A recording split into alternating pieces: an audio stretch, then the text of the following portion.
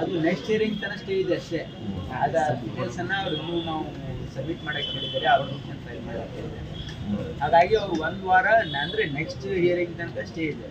ಅದಾದ್ಮೇಲೆ ನಮ್ಮ ಅಡ್ವೊಕೇಟ್ಸು ಅದನ್ನ ಆರ್ಗ್ಯುಮೆಂಟ್ ಮಾಡಿ ನಮ್ದೇನು ಸ್ಟ್ಯಾಂಡ್ ಇದೆ ಸರ್ಕಾರ ನೋಡಿ ಭಾಳ ಸ್ಪಷ್ಟವಾಗಿದೆ. ಜನೌಷಧಿ ಕೇಂದ್ರಗಳು ಅವರ ಸ್ಥಾಪನೆ ಮಾಡೋದು ನಮಗೇನು ಅಭ್ಯಂತರ ಇಲ್ಲ, ಆದರೆ ಸರ್ಕಾರಿ ಆಸ್ಪತ್ರೆಗಳಲ್ಲಿ ಮಾಡಬೇಡಿ ಅಂತ ಹೇಳ್ತಾ ಇದ್ದೀವಿ ನಾವು ಅಷ್ಟೇ. ಅದನ್ನು ಸ್ಪಷ್ಟಪಡಿಸ್ತಕ್ಕಂಥ ಅವಶ್ಯಕತೆ ಇದೆ. ಅವರು ಕೋರ್ಟಿಗೆ ಸ್ಪಷ್ಟವಾಗಿರ್ತಕ್ಕಂಥ ಸರ್ಕಾರದ ನಿಲುವನ್ನು ತಿಳಿಸ್ತಾರೆ. ನಾವೇನು ಹೇಳ್ತಾ ಇದ್ದೀವಿ, ಜನೌಷಧಿ ಕೇಂದ್ರ ಮಾಡಿರ್ತಕ್ಕಂಥ ಉದ್ದೇಶ ಏನು? ಕಮ್ಮಿ ದರದಲ್ಲಿ ಜನರಿಗೆ ಔಷಧಿ ಸಿಗಬೇಕು ತಾನೇ, ಇದು ಕೇಂದ್ರ ಸರ್ಕಾರದ ಒಂದು ಸದುದ್ದೇಶ ಇದೆ. ಅದರಲ್ಲೇನು, ಆದರೆ ಅದು ಎಲ್ಲಿ ಇರಬೇಕು ಅಂದರೆ ಮಾರ್ಕೆಟಲ್ಲಿ ಇರಬೇಕು.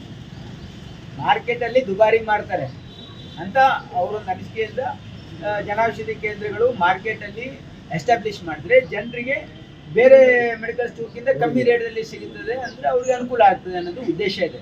ಆದರೆ ಇವ್ರು ಏನು ಮಾಡ್ತಾ ಇದ್ದಾರೆ, ಅದನ್ನು ತಂದು ಸರ್ಕಾರಿ ಆಸ್ಪತ್ರೆಯಲ್ಲಿ ಇಡ್ತಾ ಇದ್ದಾರೆ. ಉದ್ದೇಶನೇ ಇಲ್ಲ ಅದು.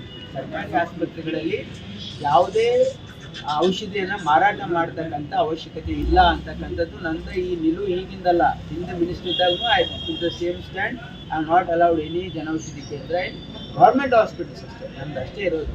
ಅವ್ರ ಸ್ಟ್ಯಾಂಡ್ ಬೇರೆ ಈಗ ಹಾಕಿರೋದು ಅದೆಲ್ಲ ವೆಚ್ಚಗಳು ಎಲ್ಲ ಇದಾಗುತ್ತೆ ಅನ್ನೋ ಏನು ವಿಚಾರ ಎಕ್ಸಿಸ್ಟಿಂಗ್ ಮೆಡಿಕಲ್ ಶಾಪ್ಸ್ ಏನಿದಾವೆ ಅವರೆಲ್ಲ ನಾವು ಖರ್ಚು ಮಾಡಿದ್ದೀವಿ, ನಮಗೆ ತೊಂದರೆ ಆಗುತ್ತೆ.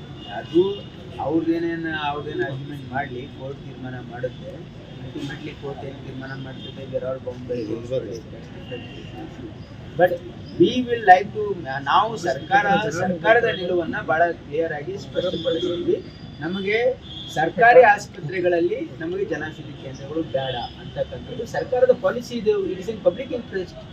ನೋಡಿ, ಯಾರ್ದೋ ನೀವು ಆಸ್ ಎ ಜರ್ನಲಿಸ್ಟ್ ನೀವು ಅನಲೈಸ್ ಮಾಡಿ, ಯಾರೋ ಒಬ್ಬ ವ್ಯಕ್ತಿಗೆ ಅನುಕೂಲ ಆಗೋದು ನೋಡ್ತೀರಾ ಅಥವಾ ಸಾರ್ವಜನಿಕ ಹಿತಾಸಕ್ತಿಯಿಂದ ತೆಗೆದುಕೊಂಡಿರ್ತಕ್ಕಂಥ ನಿರ್ಣಯ ನಮ್ದು.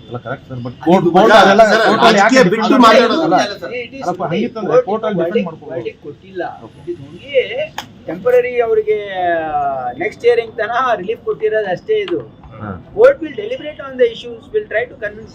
ಈಗ ಹಾರ್ಟ್ ಅಟ್ಯಾಕ್ ಬಗ್ಗೆ ಸಿಗ್ತಾ ಇಲ್ಲ ಸರ್ ಟ್ಯಾಬ್ಲೆಟ್ಗಳು.